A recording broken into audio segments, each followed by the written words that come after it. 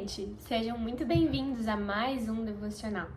Pega sua Bíblia aí, acompanha comigo e se permita ouvir a voz de Deus. Para você que não me conhece, eu sou a Lorena Vieira e eu estou fazendo uma série de vídeos de devocional, trazendo palavras de Deus ao seu coração para você escutar aí pela manhã e ser edificada. Então eu quero começar fazendo uma oração e pedindo para que o Senhor fale conosco, que você também faça aí na sua casa. Senhor Deus, muito obrigado por esse dia, Pai. Nós te agradecemos e te louvamos porque temos ar para respirar, temos um céu tão lindo, temos tudo aquilo que o Senhor fez ao nosso redor. Obrigada porque colocaste ar em nossos pulmões.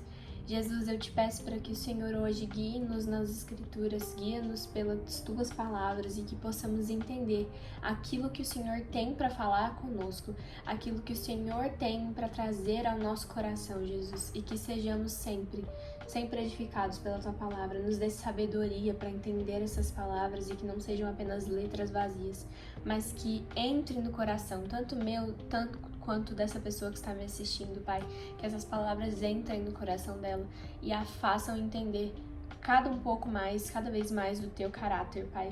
É isso que eu te peço em nome de Jesus. Amém.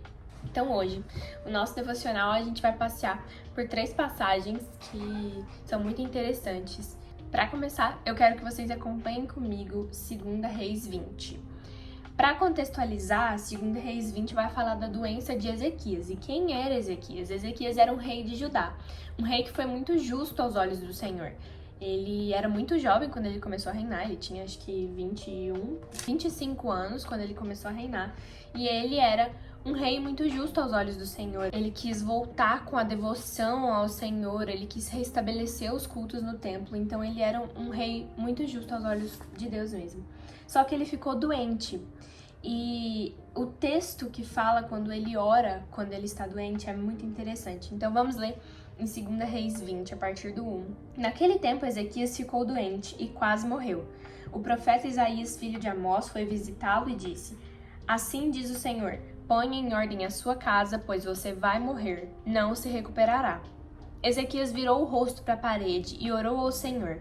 Lembra-te, Senhor, como tenho te servido com fidelidade, com devoção sincera. Tenho feito o que tu aprovas. E Ezequias chorou amargamente. Antes de Isaías deixar o pátio intermediário, a palavra do Senhor veio a ele. Volte e diga a Ezequias, líder do meu povo. Assim diz o Senhor, Deus de Davi, o seu predecessor. Ouvi a sua oração e vi suas lágrimas. Eu o curarei.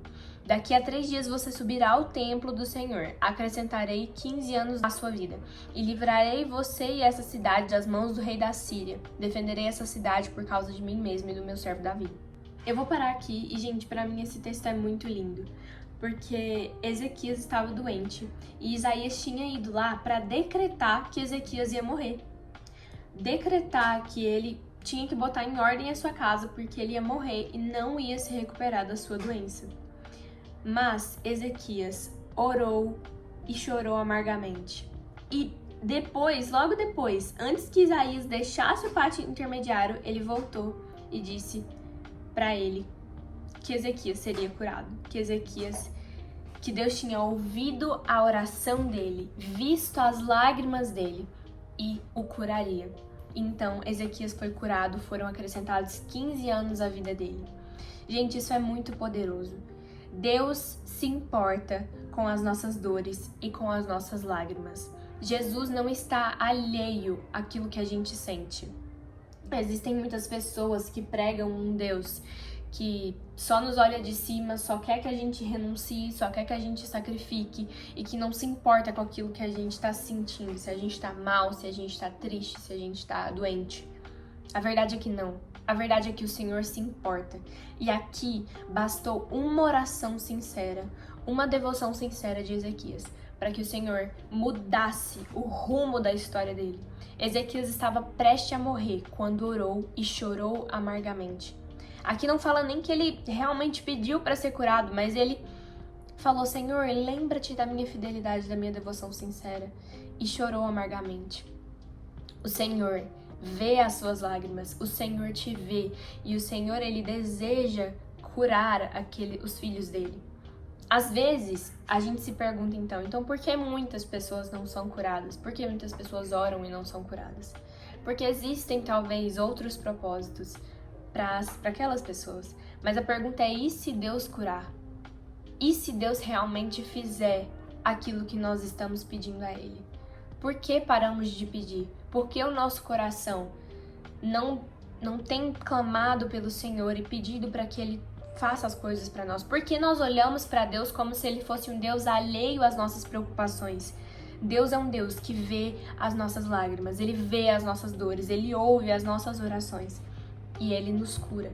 Ele acrescenta anos, Ele move a sombra, como Ele fez aqui depois com Ezequias. Uma oração é capaz de mudar o rumo da sua história. Por que é que nós nos calamos muitas vezes diante de Deus? Achamos que isso é pequeno demais, Deus não vai me ouvir, Deus tem tantas pessoas para escutar. Mas a verdade é que o Senhor é específico em ouvir os seus filhos. O Senhor é específico em cuidar dos seus filhos e sarar as feridas deles. Não se esqueçam disso. Agora eu quero que vocês olhem para outro texto, o texto de Ezequiel 22:30.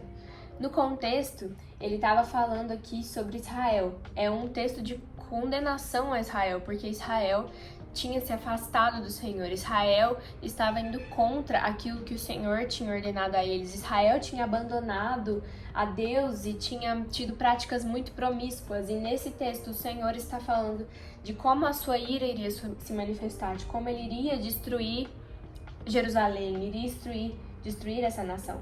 Então em Ezequiel 22:30 diz o seguinte: procurei entre eles um homem que erguesse o muro e se pusesse na brecha diante de mim em favor desta terra, para que eu não a destruísse, mas não encontrei nenhum. Por isso, derramarei minha ira sobre eles e os consumirei com o fogo do meu furor. Isso aqui é um contraste totalmente grande com o texto que a gente tinha acabado de ler, né? Enquanto Ezequias, ao ver que a doença havia consumido o corpo dele, ele disse: Senhor, lembra-te de como eu tenho te servido e me cura. E o Senhor o curou. Aqui, Deus está falando que se houvesse um homem que se pusesse na brecha e orasse em favor daquela terra, para que o Senhor não a destruísse, muito provavelmente o Senhor não a destruiria. Mas ele não encontrou nenhum homem que se pusesse na brecha por aquela terra. Então, a gente pode ver que realmente uma oração foi capaz de mudar o rumo da história de Ezequias, mas a falta de uma oração foi responsável pela destruição de Israel. Vocês veem que o Senhor mudou o rumo dos planos dele por causa de uma oração.